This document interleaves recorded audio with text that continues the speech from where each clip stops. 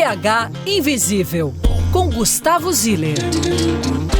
Olá, Belo Horizonte do meu coração, está começando mais um programa da terceira temporada de BH Invisível, que foi definida ao lado de quase 80 pessoas numa roda de conversa aqui mesmo na Central. BH Invisível é uma celebração de estarmos juntos aqui e agora, um mapeamento vivo dessa efervescente cidade que se inquieta junto das montanhas. Hoje eu recebo aqui 3 super-heroínas de Belo Horizonte, 3 figuras incríveis para a gente falar sobre um assunto muito necessário, intenso, bonito, que é BH dos Quilombos.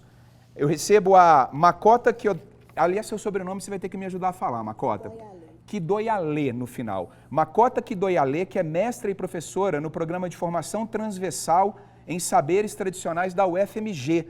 Também é secretária administrativa do Conselho Municipal de Promoção da Igualdade Racial, líder comunitário do Quilombo Manzô, vem articulando para com as lutas contra o racismo, homofobia, intolerância religiosa e todas as formas de discriminação. Acertei tudo?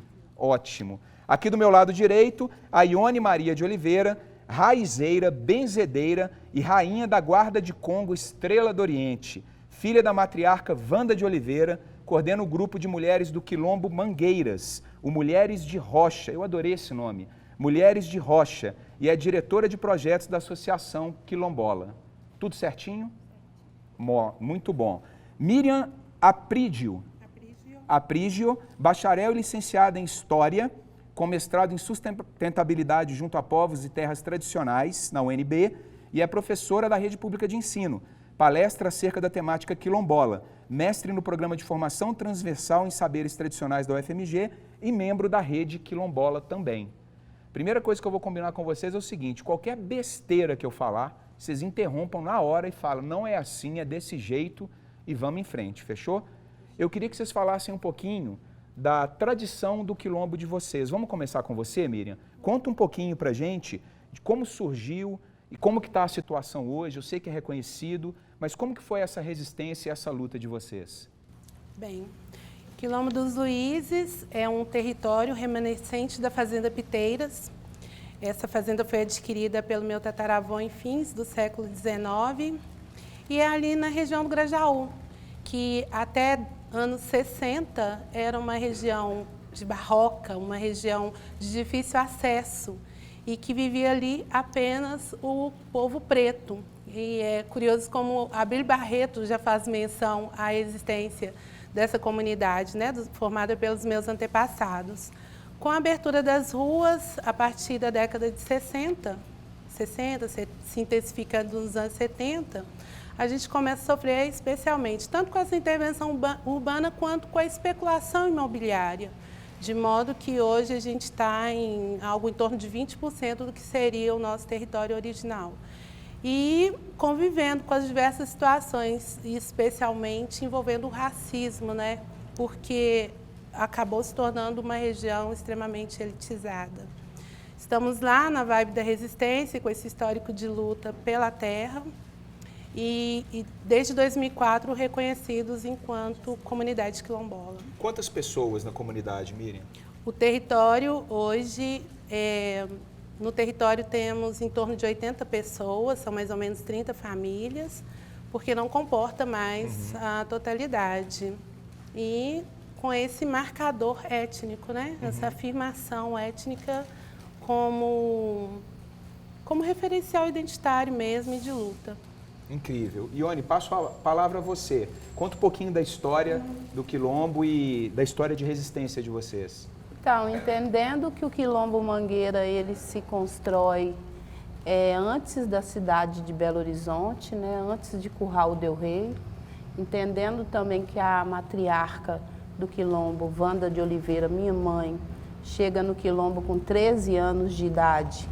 Em 1954, que ela nasceu em 42.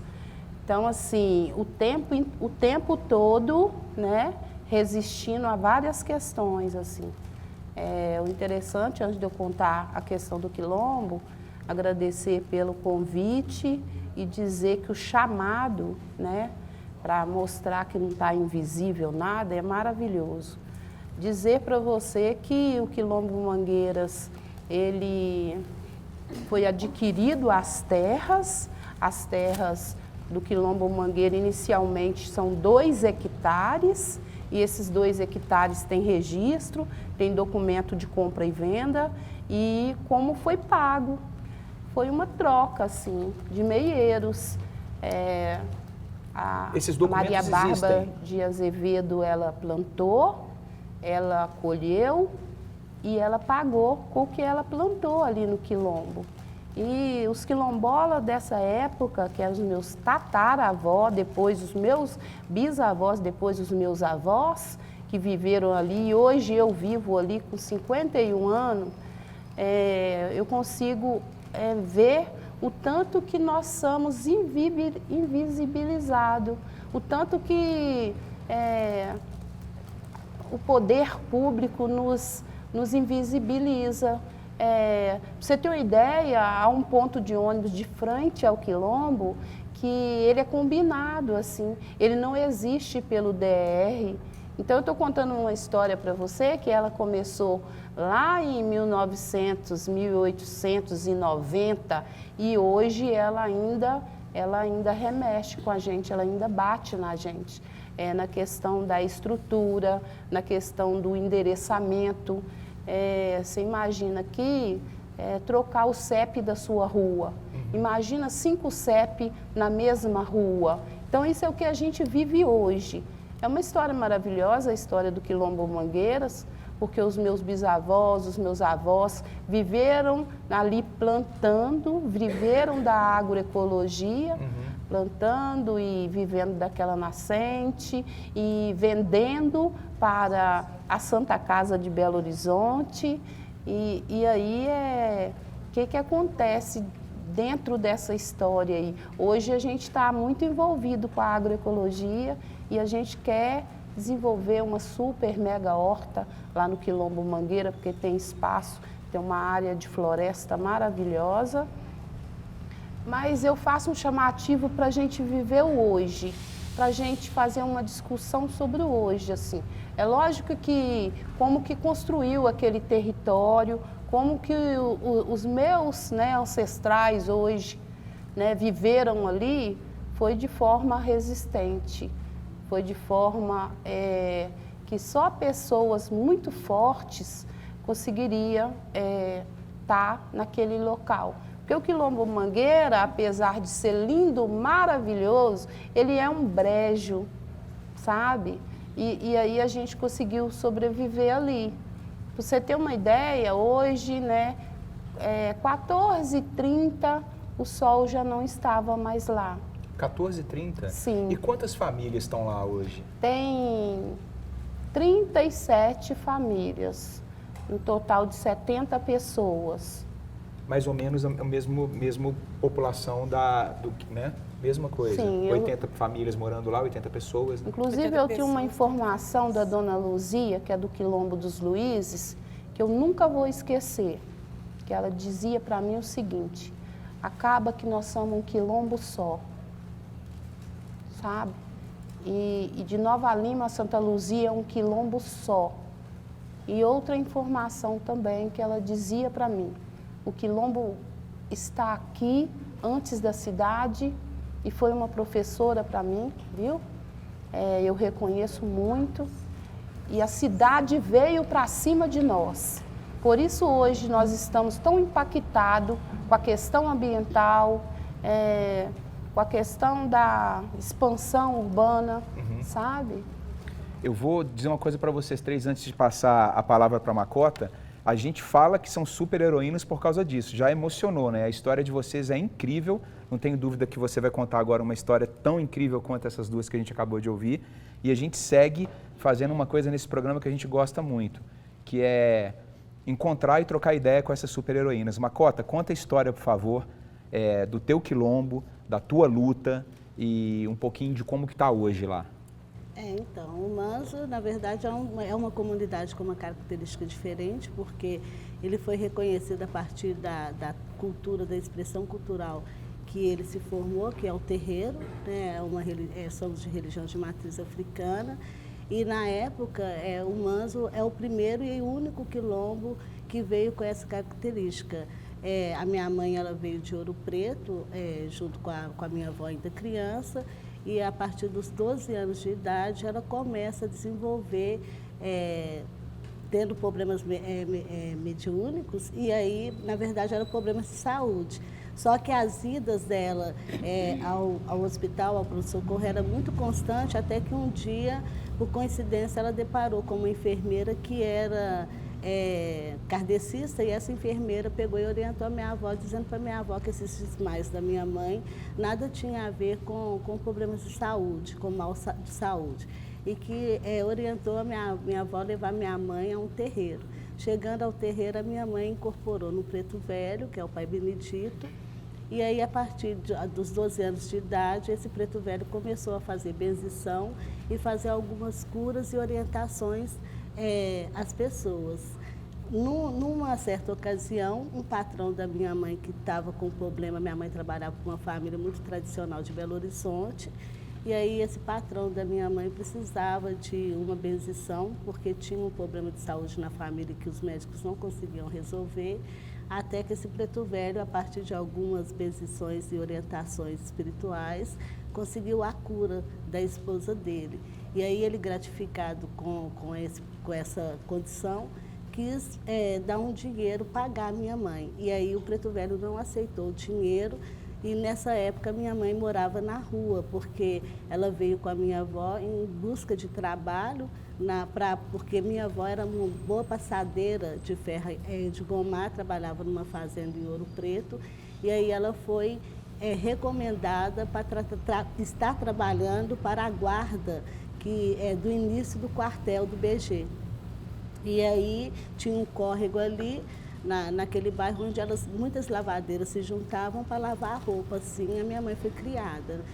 E aos 18 anos de idade, mais ou menos, ela tinha já meus 2 irmãos mais velhos, minha avó colocou minha mãe para fora, morar na rua, e nesse momento ela conseguiu essa casa de família para poder trabalhar, e por coincidência essa família precisou de um atendimento espiritual, e por uma coincidência essa família quis recompensar minha mãe, e aí o Preto Velho não aceitou.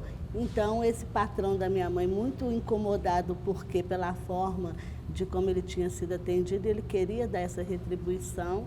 E aí o Preto Velho vira para ele e fala então que ele desse para ele uma senzala, que devolvesse para ele a senzala. E aí esse senhor deu dinheiro para minha mãe comprar um terreno, a minha mãe foi comprar no bairro São Lucas, só que aí o Preto Velho não aceitou, que ele disse que ali não era a terra de negro e que ele queria a terra de negro. Aí o patrão teve que intervir, pegar o dinheiro de volta.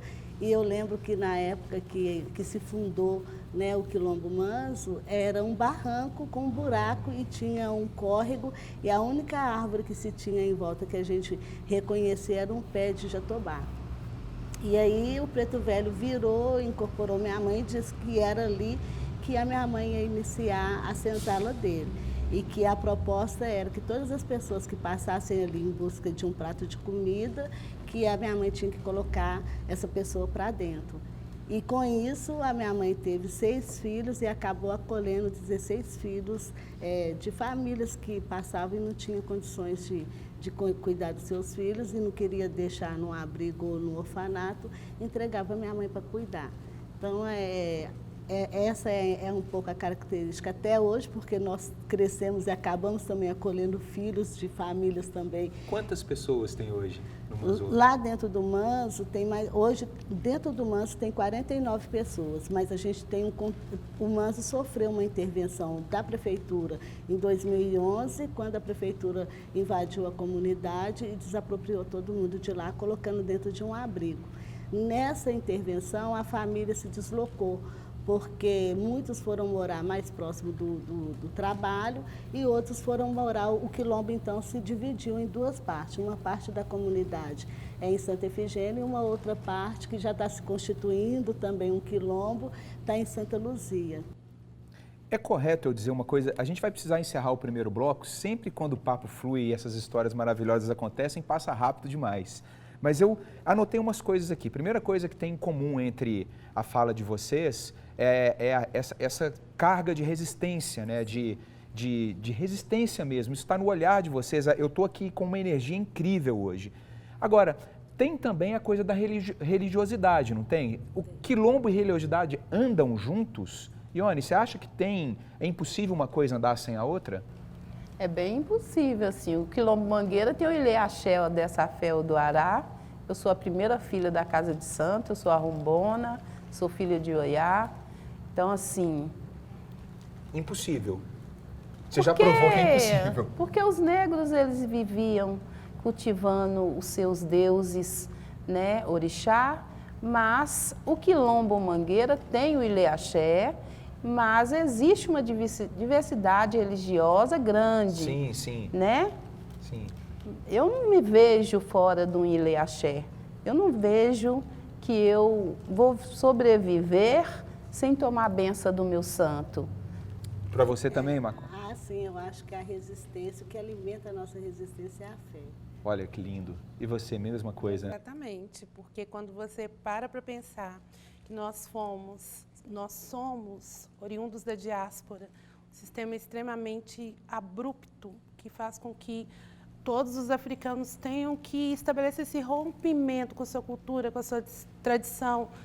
São despidos até do uso do próprio nome, só com muita fé para resistir e construir uma nação como a população preta fez no Brasil, né? Posso pedir uma coisa para vocês três? Sim. Podemos dar as mãos para encerrar esse lógico, bloco? podemos. Que já está incrível. Já anda de maldade. Incrível, né? Infelizmente, vamos encerrar o primeiro bloco de BH Invisível de hoje. Eu estou aqui com essas três mulheres incríveis, maravilhosas, que vivem, graças a Deus, na nossa cidade de Belo Horizonte. Já já a gente volta com o segundo bloco de hoje, falando da BH dos Quilombos.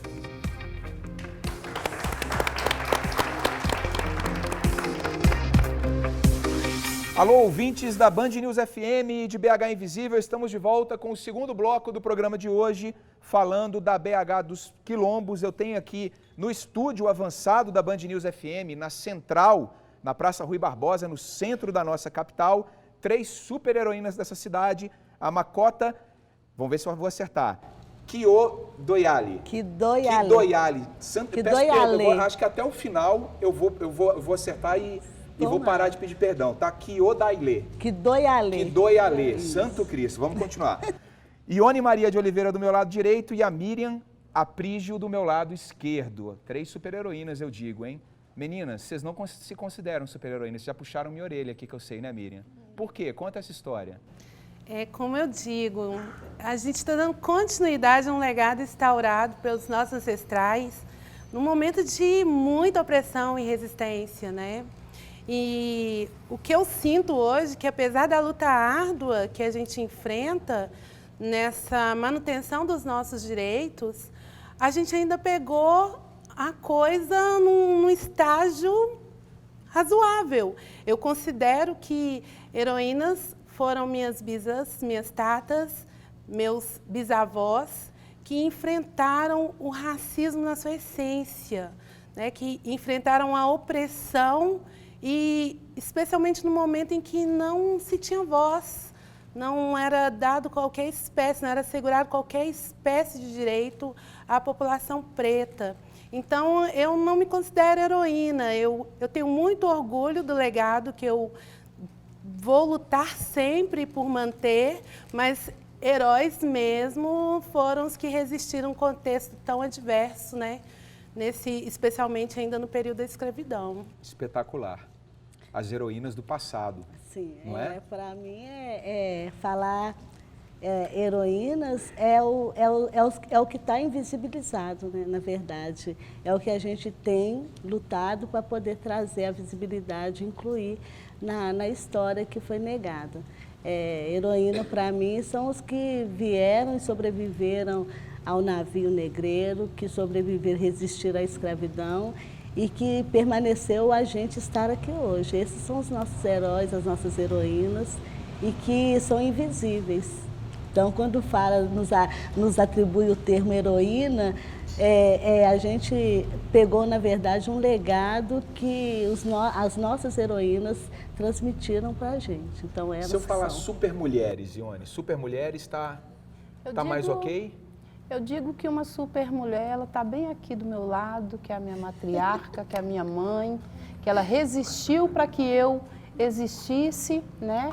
Que ela resistiu para que eu estivesse aqui hoje, que ela me ensinou tanta coisa e que ela trabalhou de tirar areia, porque naquela época não aceitava a mulher, não aceitava a mulher assim, mulher preta mesmo, na cozinha, não vou querer não. Então, assim, teve dificuldade para assinar a carteira, lutou para votar, lutou na época que a mulher não podia votar e ela queria votar.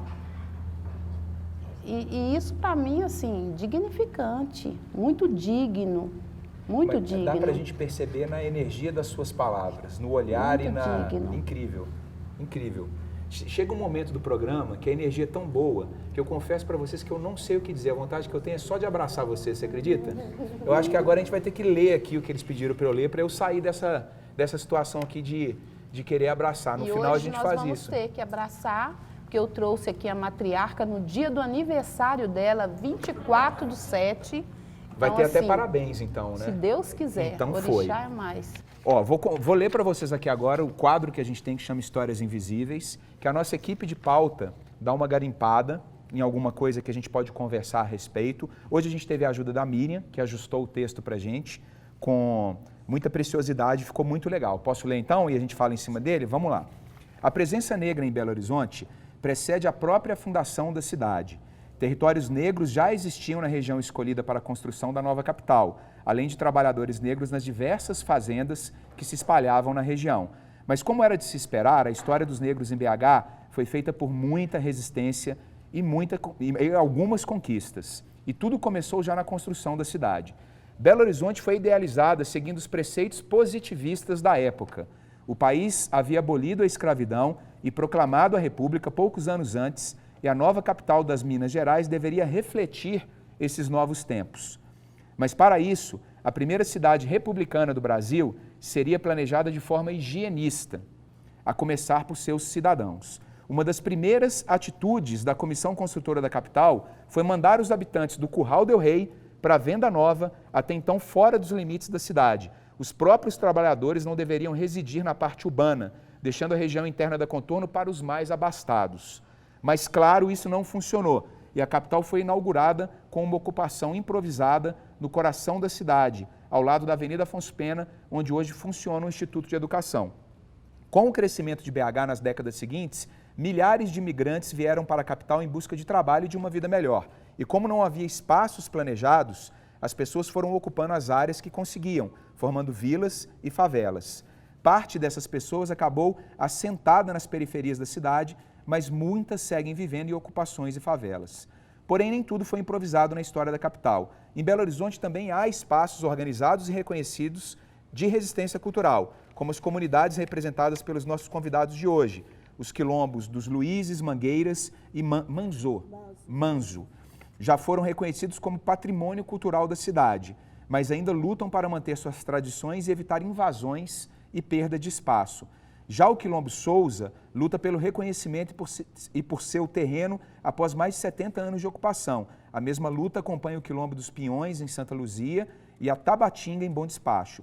Seja em BH, na região metropolitana ou no interior, é fundamental a preservação, o respeito e a valorização da cultura quilombola, além de diversas outras que sobrevivem à margem do Estado. É uma luta pelas nossas raízes e pela nossa história. Eu acho, e eu peço que vocês me corrijam se eu estiver errado, que a gente leu aqui praticamente uma história que se desagou agora numa história bonita que foi a do Quilombo Souza, né?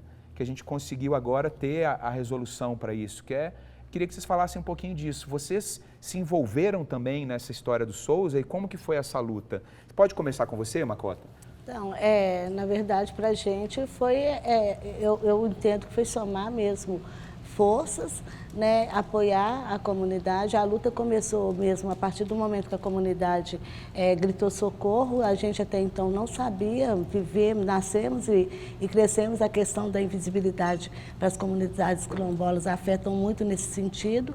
É só quando vem mesmo a ameaça de intervenção de despejo que a cidade acorda e entende quem são aquelas pessoas. Então, o mesmo processo veio para o Manzo. Até então a gente entendia que nós éramos povos de terreiro, E que essa questão de preconceito ou racismo com a cidade, a gente entendia que era por uma questão religiosa e não se dava por uma questão mesmo de identidade enquanto pessoas negras.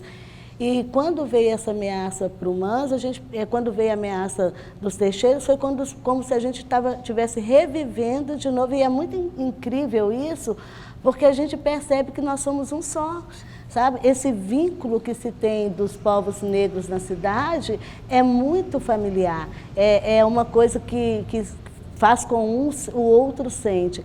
E o que nos aproximou, na verdade, dos Teixeiras foi esse momento mesmo de ameaça, quando eles tiveram que impor ali a própria identidade deles. Que isso assim, é um absurdo você ter que dizer que você é quilombola para a cidade poder entender e te respeitar enquanto ser humano. Tem gente que não acredita, né? Que vocês falam, eu sou quilombola, e falam, mas não existe mais isso, Sim, né? Tem gente muito... que coloca a palavra de vocês em dúvida, sobre tentando imaginar algo que não é nem do assunto deles, né? Como é que foi essa luta e como que você viu essa participação de toda a comunidade em cima de mais uma resistência bem sucedida? Eu queria primeiro falar de como que funciona essa questão desse conceito engessado, né, de quilombo enquanto lugar de negro fugido. Isso é uma deliberação do Conselho Ultramarino de 1740, mas a gente precisa entender que tudo é dinâmico no mundo, então tem uma série de ressignificações desse conceito. Comunidade quilombola é o que preconiza a lei, é como está escrito na lei, mas todos os territórios pretos são lugares de resistência. O que eu acompanhei da família Souza, na região dos Teixeira, foi essa descoberta. Assim que eu fui convocada a participar de uma assembleia que ocorreu, eu fui, atendi esse chamado, porque eu penso que quanto mais a gente somar nesse grupo, mais fortalecida a gente fica. Me emocionou demais, mal me contive, de ouvir o passo a passo dessa descoberta, caminhar, trilhar os caminhos que os antepassados deles trilharam e imaginando sempre os meus antepassados nessa mesma caminhada, né? Então, o que a gente precisa realmente é atualizar os conceitos, abrir a cabeça para o entendimento, estar em espaços como esse, né, que são oportunizados os diálogos para a gente entender a diversidade presente na nossa cidade, né? Muitas comunidades não resistiram. A violência que, por exemplo, a região da Serra sofre é algo que a cidade já devia ter voltado seu olhar para essa questão. E com isso, histórias são silenciadas, culturas são dizimadas e quem perde com isso é a sociedade de forma mais ampla. Sim, eu subscrevo, concordo em tudo, absolutamente. Oni, alguma coisa que aconteceu de diferente do que as duas já relataram nessa histórica resistência? Sim, Teixeira? A questão do remanescente, né? Eu não gosto de ser tratada como remanescente. Existe um segmento de família aí, né, de ser humano, não é o resto não. Porque remanescente significa resto de alguém. Então, a gente consegue entender o tempo inteiro como que nós somos menosprezados, né? Assim. Então, não gosto dessa palavra remanescente. Ali está a continuação dos meus ancestrais, dos meus tataravós, dos meus bisavós, do meu pai, até naquele território ali. É muito sério essa questão, é muito grave, sabe? Uma pessoa te identificar ou um governo que te identifica e no final da folha tem escrito remanescente da família tal. Isso é muito grave, é muito sério. Vocês, tem uma coisa que eu fico pensando, vocês têm uma história que é muito bonita e que eu vou tentar colocar aqui numa frase, não deveria, mas eu acho que eu vou tentar aproximar, que é assim, só vai ficar bom para um se ficar bom para todo mundo. Isso está na fala de vocês, né? Sim, sim. como é que a gente faz isso virar uma coisa latente na nossa cidade? Não é possível que o morador de Belo Horizonte não consiga entender que só vai ficar bom se ficar bom para todo mundo. Tem alguma forma da gente, sei lá, não tem alguma forma da gente explodir essa sensação aqui que está rolando hoje para abraçar a cidade toda, Macota? Olha, eu entendo que tudo isso é uma questão de racismo, né? Só vai ficar bom quando as pessoas começarem a entender que as outras são seres humanos iguais a todas elas. E eu acho que o início disso se dá dentro do próprio núcleo familiar, a partir do momento que você começa a educar os filhos e fazer eles entenderem que a diversidade existe, que a história de Belo Horizonte ela foi construída não só por aquilo que escreveram, mas dá direito a essa comunidade de se inscrever também nessa história. Então, eu acho que a partir do momento que a gente vive num país onde o racismo predomina, em todos os sentidos. Então, quando a gente diz que só vai ficar bom quando vai ficar bom para todo mundo, é nesse sentido mesmo, de todo mundo ter os mesmos direitos. E nós, enquanto pessoas negras, ser reconhecido e respeitado. Eu acho que o respeito ele tem que ser fundamental para poder ficar bom. Se não tiver respeito, nunca vai ficar bom para todo mundo. Vai ficar bom só para uns. Sim, concordo plenamente. A gente vai ter que encerrar o bloco de novo. Eu não queria, mas a gente pode encerrar do mesmo jeito que a gente encerrou o primeiro? Vamos fazer? Tá bonito demais isso aqui, Santo Cristo. Olha só, eu queria dizer para a população de Belo Horizonte uma coisa. O que eu desejava para hoje era de ter aqui dentro desse lugar 3 milhões de pessoas escutando vocês três. Hoje era um dia importante da gente ter a população toda aqui dentro. Toda. Já já a gente volta com o terceiro bloco de BH Invisível, que está emocionante hoje. Hoje está bonito.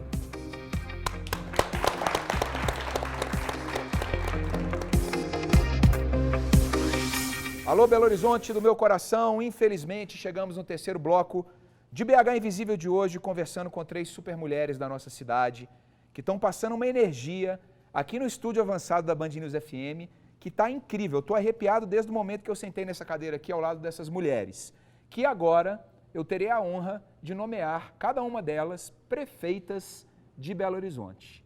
E eu gostaria de saber de vocês o que está no coração da prefeitura de vocês para os próximos 4 anos. Prefeita Miriam, nos próximos 4 anos de governo, o que você fará, qual que é o que você quer para essa cidade?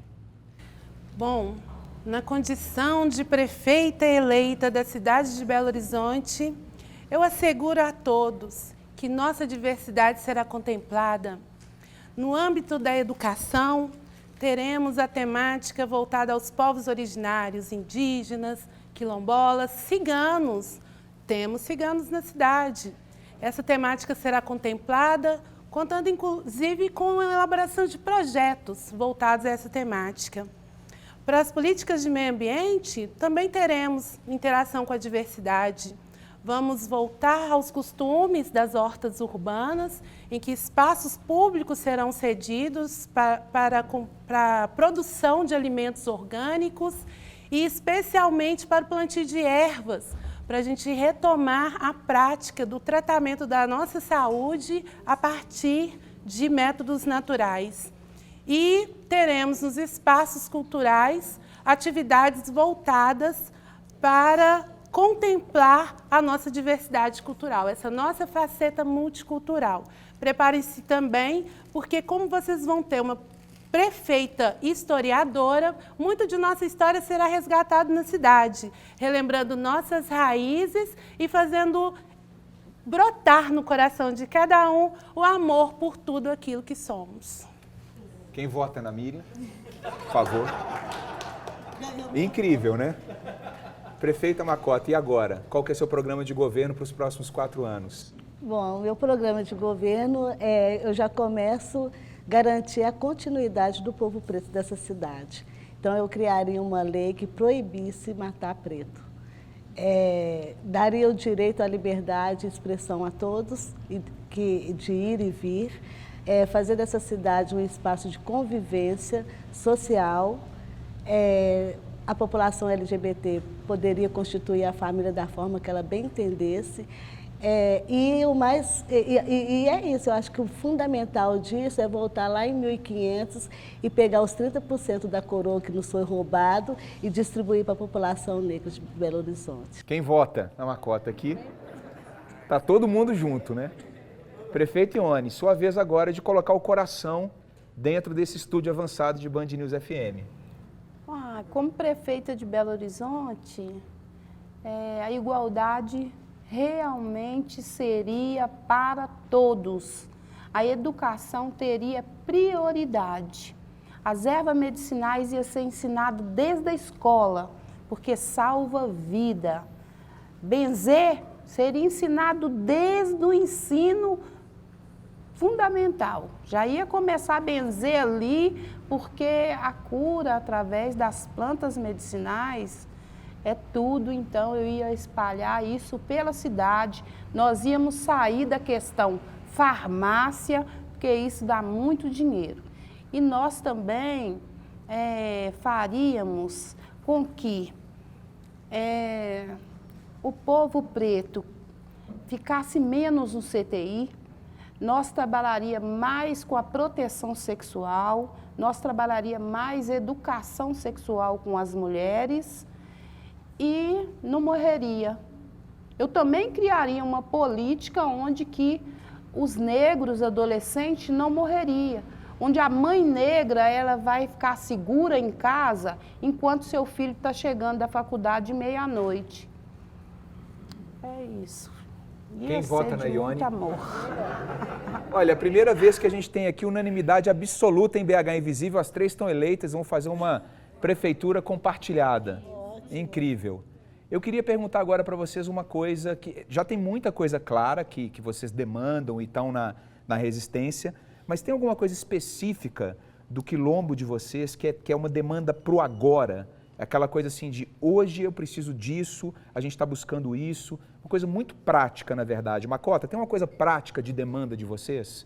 Tem. É a questão eu acho que é da titulação mesmo, porque cada dia que passa ela parece ficar mais distante, né? E a política pública chegar nesses territórios como de fato ela é planejada, né, dentro da gestão. Então, fazer com que ela chegue sem precisar atravessadores, que a gente possa ser os próprios protagonistas, os próprios proponentes dos nossos editais e levar essa formação. Eu acho que isso precisa agora. A formação e a garantia de futuras lideranças desses quilombos é fundamental. No Mangueiras, qual que é a demanda imediata? Cercamento e a proteção da nascente, urgente, para 10 anos atrás. Porque nós tivemos aí um ano de nascente contaminada, muita pressão com a Copasa, porque era uma adutora da Copasa que estava rompida na nossa nascente. E aí a Copasa demorou para entender que ela tinha que ir lá ver, ela levou um ano, sabe? E aí após um ano a Copasa foi... desentupiu a adutora e depois de uns 3 meses a água voltou a ficar limpa. Então a urgência hoje é o cercamento do quilombo, a proteção daquela nascente, tanto que Quilombo Mangueira tem uma cadeira no subcomitê de bacia hidrográfica.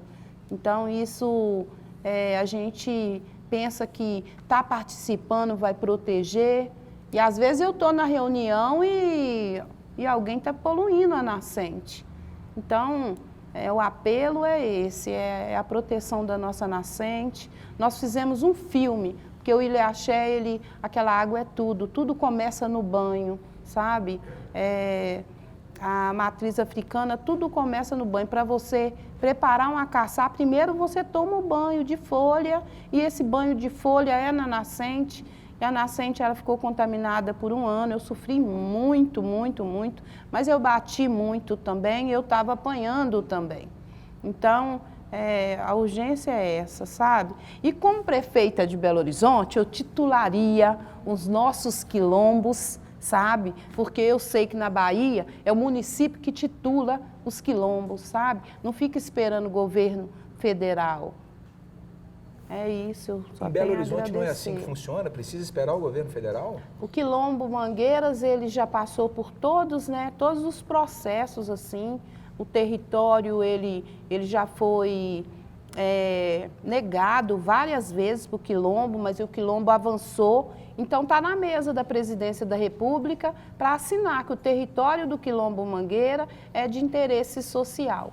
Mas eu acredito que nós devemos aguardar.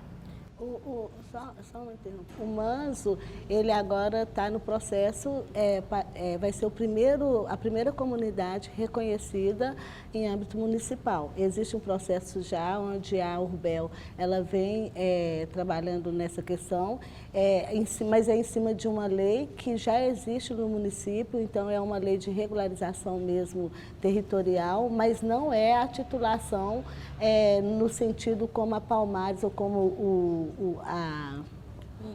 o INCRA determina, né, que é do território como um todo a partir do RTID. É só a área de ocupação. Então, assim, essa regularização municipal, ela já está bem avançada, mas não a área de pertencimento mesmo da comunidade. No Luizes, qual que é a demanda imediata, Miriam? Titulação. A gente precisa entender que o capitalista olha para uma propriedade e enxerga cifrões. Nós, sobre a propriedade, damos continuidade à nossa história, à manutenção da nossa cultura, da nossa tradição e do nosso legado. Sem o território, a nossa continuidade fica ameaçada. Então, o nosso principal desafio realmente é esse: assegurar a titulação desse território, que no nosso caso corre via processo no âmbito federal, que a gente percebe que é muito mais complexo, e a gente precisa disso o quanto antes, porque mesmo com o processo em andamento, nós temos o histórico de ocupação de grandes construtoras na nossa área, na nossa região. Essa invasão imobiliária, esse crescimento a qualquer custo é um problema histórico, né? Impressionante como é que a gente sofre esse problema. E vocês relataram aqui da resistência de vocês, que não vem de hoje, vem das heroínas lá de trás, que certamente tiveram os mesmos problemas, né? Precisa dar um basta nisso. Eu vou combinar com vocês uma coisa aqui. Tá? O BH Invisível, a gente evita no programa de trazer muito para as questões de partidárias, sabe? De ficar falando muito desse... A gente quer sair um pouco disso, porque a gente acha que construir uma cidade depende até muito mais dessa mesa e das pessoas que estão em volta do que de política partidária. Mas eu garanto a vocês que o link do programa de YouTube desse programa vai cair no WhatsApp do prefeito de Belo Horizonte. A gente vai fazer cair no WhatsApp dele e vai falar, ó, assiste aí, doutor. Isso é uma garantia. E depois a gente vai ligar para vocês três e mostrar que ele assistiu. E aí vamos ver o que vem de lá. Pode ser? Nossa, pode. Aí a gente podia também acrescentar, então, que antes que chega essas ameaças de intervenção, de despejo nos territórios negros, que se faça um reconhecimento coletivo. Existem outros territórios negros em Belo Horizonte e que pode se estar ameaçado a partir da ganância e da necessidade de empreender e de, na verdade, ocupar a cidade de uma forma de prédios, obras, né, na verdade, comercializadas. Então, existem muitos territórios para além das ocupações, e não é ocupação, gente, é território negro também, que se você for lá, você vai perceber que toda ocupação, a maioria dos moradores ali dentro é negro. Então, reconhecer essa forma esse método de formar quilombos nos dias de hoje, né, no século XXI, ele vem dessa forma mesmo, porque tudo que se faz ali dentro daquelas ocupações é o que ainda está sendo feito, realizado, mantido pelos quilombos. Então, não tem muito essa diferença. E que faça esse reconhecimento coletivo, porque o que tá por fora da contorno é quilombo, não tem outro nome. Alô, Ike e Adjelovic, nosso diretor de jornalismo da Band News FM, o compromisso está feito, não tem como voltar atrás e agora o trator tem que funcionar. Esse programa vai chegar na caixa de e-mail, de zap, vai tumultuar a vida do prefeito dessa cidade, necessário. Deixa eu perguntar uma coisa para vocês, a gente vai encerrar daqui a pouquinho o programa, mas eu queria pegar uma deixa que a Miriam falou no segundo bloco e queria tentar trazer para o ouvinte de BH Invisível ter uma percepção disso, tentar materializar isso. Qual que é o conceito de quilombo hoje? Como que funciona o censo dentro da comunidade? Como que é uma família quilombola hoje? A gente consegue contar para quem está nos ouvindo agora e não está vendo, tentar entender uma vida dentro do quilombo? Você acha isso possível, Miriam? Posso começar com você? Sim.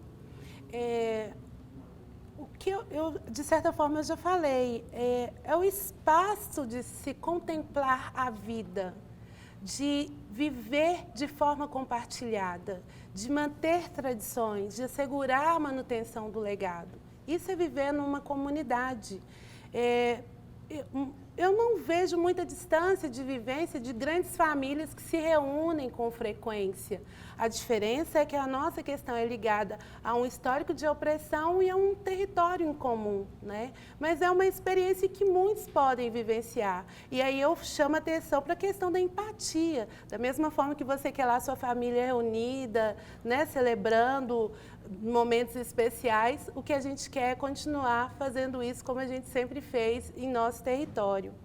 Só gostaria de chamar a atenção para uma questão que é a participação da sociedade civil no processo de construção de estratégias e mecanismos que assegurem a manutenção de comunidades como os quilombos, por exemplo. É a participação mesmo ativa na vida política da cidade. No ano passado, nós construímos na Câmara um projeto de lei que visa assegurar os territórios e, especialmente, a ser encaminhado ao prefeito para que a titulação ocorra em nível municipal. Mas eram momentos e reuniões muito esvaziadas. Então, eu penso que a gente precisa ter esse olhar. O que a gente quer realmente que aconteça, nós também temos esse compromisso, né, da participação. E quando eu falo nós, é o coletivo mesmo, porque hoje somos patrimônio imaterial da cidade de Belo Horizonte. Isso quer dizer que essa história deixou de ser só nossa e é uma história da cidade. Essa história de resistência da população preta é uma história da cidade. Então, eu faço esse convite a todos que se interessam por essas e outras causas que são caras a todos nós belo-horizontinos, que estejam mais atuantes desses espaços de construção coletiva. A população precisa responder esse chamado. Ione, você falou também no segundo bloco, ou no primeiro, das cerimônias que acontecem, principalmente na sua ligação com o Congado. Vocês convidam a população, e aí eu me incluo, eu consigo presenciar a beleza que é uma cerimônia de vocês dentro do Mangueiras? Sim, com certeza. Criamos o ano passado na Câmara Municipal a Frente Parlamentar para Povos de Matriz Africana. Então, nós temos aí, ao longo do ano, vários festejos, várias festas, né? Então, nós acabamos de fazer a festa do Xangô.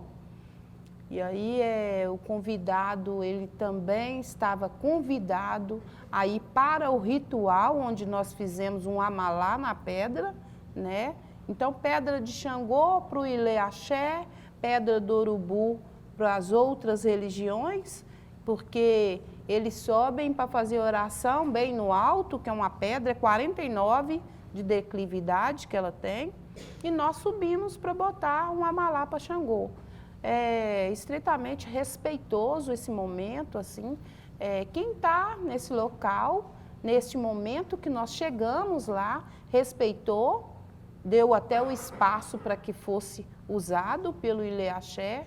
Então, eu penso que, com certeza, é aberto ao público.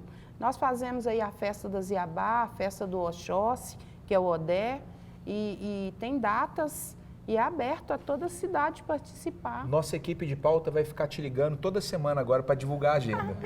Então, agora você está perdido, Ione. A partir do mês de agosto, nós temos aí os encontros na segunda-feira, que aí a gente começa a reverenciar o Omulu. Então, é o agosto das pipocas, assim, que é o orixá da vida e da saúde, né? Da vida e da morte. Então, o tempo inteiro nós colocamos as pipocas, nós encontramos na segunda-feira, é isso. É é aberto ao público, o portão fica aberto até às 20 horas, sabe? E eu só tenho a agradecer ao Orixá pela oportunidade, sabe? A oportunidade que a minha mãe não teve, a oportunidade que eu estou tendo agora, a oportunidade de falar, porque tantas vezes, há 10 anos atrás, minha mãe dizia para mim, não fala, minha filha, que eles vão atrás de você, sabe? Então, assim, isso já está bem claro para ela nesse momento, que ela me ensinou tanta coisa e viu o tanto de diálogo que foi desembolado ali e viu o retorno que teve e viu poucos me batendo. Então, a benção foi tomada. Eu quero tomar meu motumbá para ela, a benção, né? Para que o Orixá continue nos alimentando, assim. Que o Orixá continue nos alimentando. E no Manso, a gente consegue ir lá também?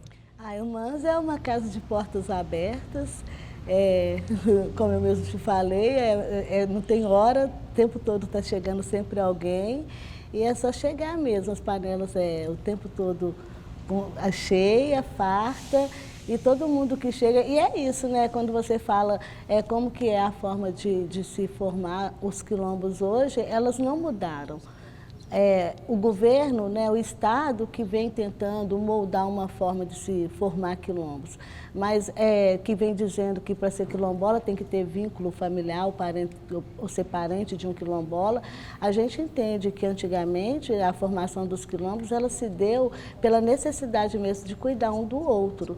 E é o que a gente faz até hoje, é cuidar um do outro, e independente de quem né? Chega na casa, a gente acolhe, a gente não tem essa de visita lá dura mais ou menos 1, 2 ou 3 meses, é muito raro. Ou então ela vai e volta sempre, cria-se um vínculo mesmo, vínculo familiar de dividir cama, dividir o prato de comida, isso é quilombo, sabe? Essa necessidade, a necessidade de estar junto é quilombo. A necessidade de um proteger o outro é quilombo. Não é o que o Estado venha determinar ou nos rotular enquanto quilombo, porque quilombos vão se formar a cada ano de acordo com... E é isso, de acordo com o negro é excluído dos seus direitos de ser e de existir, vão se formar quilombo porque a gente traz isso dentro de nós mesmos, na própria ancestralidade, que um pode cuidar do outro quando se está junto no só território. Miriam, Macota e Ione, eu vou falar um negócio para vocês três, viu? Hoje foi dia de... Eu estudei tudo, 4 anos de faculdade, eu joguei fora e fiz o meu mestrado aqui hoje com vocês três. Eu quero parabenizar a equipe de pauta de BH Invisível, que fez um trabalho brilhante. Infelizmente a gente tem que encerrar. Hoje foi um dia incrível. Eu tenho orgulho de participar desse programa. Hoje o programa deu orgulho. Eu vou falar o nome de cada um aqui que fez esse programa hoje. A produção de pauta de BH Invisível é da Denise Santos, do Fred Garzon, da aniversariante do dia, Gabriela Matos, do João Vitor Rocha, da Nathalie Matos, da Patrícia Brandão e da pessoa que ficou responsável por conversar com vocês hoje, que é o Ramon Moreira. A apresentação do programa é do Gustavo Ziller, produção audiovisual da Renca Produções, dessas meninas aqui que dão orgulho a quem conhece. Técnico de som aqui é o Gleidson Mendes, operação de estúdio é o Diego Olímpio, direção de jornalismo Ike Adjelovic, a realização é BH Invisível e Band News FM. A gente tem o patrocínio da ABC da Construção e o apoio aqui da Central, Lucas, Lari, Pedrão, um beijo para vocês. A gente encerra hoje o programa mais incrível que eu já fiz aqui, de verdade, incrível. Obrigado pela presença de vocês, viu?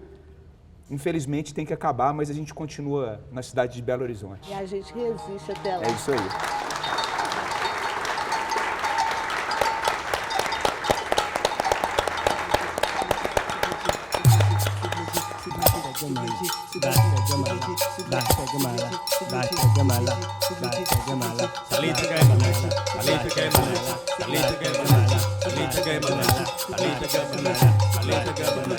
Salita